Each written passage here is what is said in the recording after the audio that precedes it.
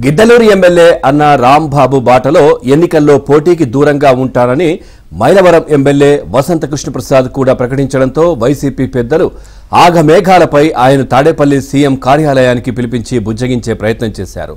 గురజాలలో MLA కాసు మహేష్ రెడ్డిని బహిరంగంగా target చేసిన జంగా కృష్ణమూర్తిని కూడా రప్పించి మాట్లాడారు. అభ్యర్థులు ఎవరెవరు ఎక్కడెక్కడి నుంచి పోటీ చేస్తున్నారోనన్న తుది జాబితాను నేడు జగన్ ప్రకటిస్తారని వైసీపీ ముఖ్య నేతలు చెబుతున్నారు. ఇదే విషయం గురించి మరింత సమాచారాన్ని మా ప్రతినిధి సత్యాన్ని అడిగి తెలుసుకుందాం. సత్య, నిన్న తాడేపల్లి ప్యాలెస్ లో ఒక అలజడి నెలకొన్నట్టు తెలుస్తుంది. మొత్తంగా 92 స్థానాల్లో మార్పులు చేర్పులు ఉంటాయని తెలుస్తుంది. అయితే జగన్ ఏదైతే కండిషన్స్ పెట్టారో వాటికి చాలా మంది ఎమ్మెల్యేలు ఎంపీలు నో చెప్పినట్టు కనిపిస్తుంది. ఈ ఓవరాల్ అప్డేట్స్ ఏంది పరిణామాలకు సంబంధించి?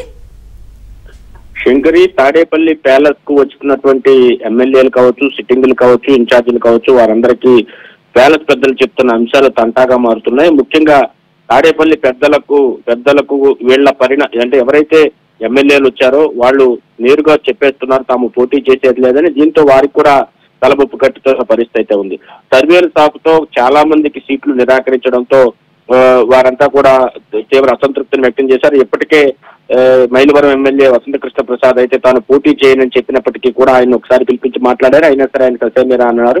అటు ఆ గిద్దలూరు ఎమ్మెల్యే అన్నే రాంబాబు ఇప్పటికే తాను పోటీ చేసేది లేదు, ఆరోగ్య కారణాలు చెప్తున్నప్పటికీ కూడా అసలు కారణాలు వేరే ఉన్నాయని తెలుస్తోంది. మరోవైపు ఏదైతే రాజమండ్రి ఎంపీ బార్గాని భరత్ తాను రాజమండ్రి సిటీకి ఎమ్మెల్యేగా పోటీ చేస్తాను, దానికి సీఎం కూడా ఆమోద ముద్ర వేశారన్నారు. అటు రాజమండ్రి ఎంపీ కూడా బీసీకి ఇస్తారని ఆయన చెబుతున్న పరిస్థితి.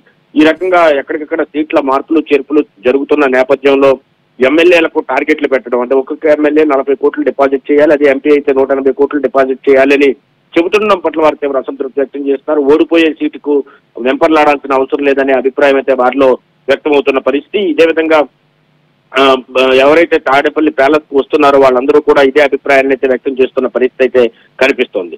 మరోవైపు బాలినేని శ్రీనివాస్ రెడ్డి కూడా నిన్న తాడేపల్లి ప్యాలెస్ కు రావడం జరిగింది. గత 2 రోజులుగా సీఎం అపాయింట్మెంట్ కోసం ఆయన ప్రయత్నిస్తూ ఉన్నారు. ఎట్టకేలకు ఆయన ఒంగోలు నియోజకవర్గం నుంచి పోటీ చేయడానికి లైన్ క్లియర్ అయినట్టుగా తెలుస్తుంది. మరోవైపు మాగుంట శ్రీనివాసులు రెడ్డికి మాత్రం ఒంగోలు ఎంపీగా ఉన్నటువంటి ఆయనకు అవకాశం లేదని తెలుస్తోంది ఈసారి. ఎందుకంటే ప్రధానంగా చంద్రబాబును, పవన్ కళ్యాణ్ ను, అదేవిధంగా లోకేష్ ను ప్రెస్ మీట్ పెట్టి మరి తిట్టాలి అని ఏదైతే పార్టీ అధిష్టానం ఇచ్చిన ఆదేశాలను ఆయన పాటించకపోవడమే దీనికి ప్రధాన కారణంగా తెలుస్తోంది. దీంతో పాటు ముందుగానే పోటీ చేయాలనుకునే వారు దానికి సంబంధించి అమౌంట్ డిపాజిట్ చేయాలనడం పైన కూడా వారంతా ఆగ్రహం వ్యక్తం చేస్తున్న పరిస్థితి అయితే ఉంది. మొత్తం మీద తాడేపల్లి ప్యాలెస్ కు వస్తున్నటువంటి ఎమ్మెల్యేలందరూ కూడా ఒకటే విషయాన్ని స్పష్టం చేస్తారు, తమ సీటు ఉంటుందో లేదో అనుకోవడంతో పాటు 92 సీట్ల వరకు కూడా మార్పులు చేర్పులు ఉంటాయనడంతో వారంతా ఆందోళన ఉన్నారు. ఇదే సమయంలో వారు ఇస్తున్నట్టు సమాధానాలతో తాడేపల్లి ప్యాలెస్ పెద్దలకు కూడా తలబొప్పు కడుతున్న పరిస్థితి కనిపిస్తోంది. Shankari, right, thank you Satya.